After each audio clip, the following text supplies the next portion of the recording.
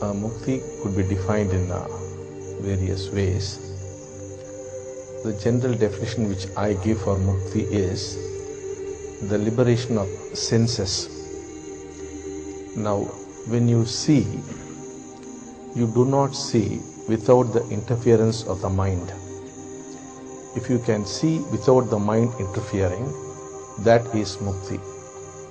If you can hear without the mind interfering, that is Mukti. The same applies to smell, touch, and even thought. Thought also can be observed without your getting involved with the thought. Now what's happening is, when you are thinking, you think you are thinking, but it is actually possible to see thoughts flow as though they are independent of you. This is a physical reality. Actually, you can see thoughts. Any kind of thought would be coming into you and would be going out of you, and you can watch them.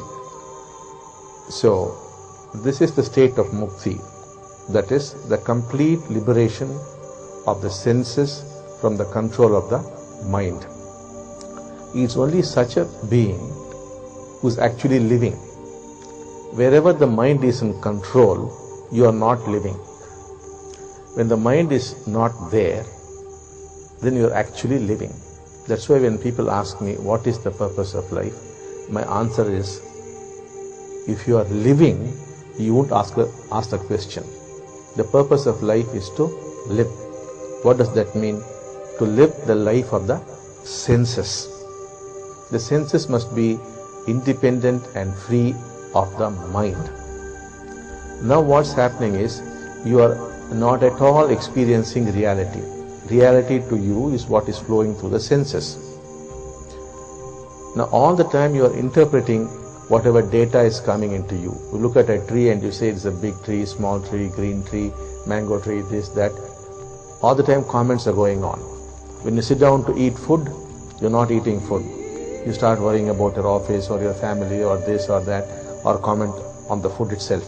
The food is not being experienced. That's why I've said in the Mahavakyas, if you experience reality as it is, then you will just experience bliss. You will see this whole creation is perfect. It's the most beautiful thing, and that you're already in heaven. You have made it into a hell. It is possible to liberate these senses from the clutches of thought. So thought is necessary when required. Otherwise, why should thought interfere? There's no need for thought to come and interfere with your actual experience. Now, when the senses become free of the control of thought or the mind, then we say you have discovered unconditional joy, the unconditional love. Such is this joy that you will feel that you are connected with everybody. So you discover true love. So this true love and this true joy are not separate things. They're all one and the same. And this is a natural occurrence. That is what you are designed to be. That is what a human being is supposed to experience all the time. Since you do not experience that, your lives have become miserable.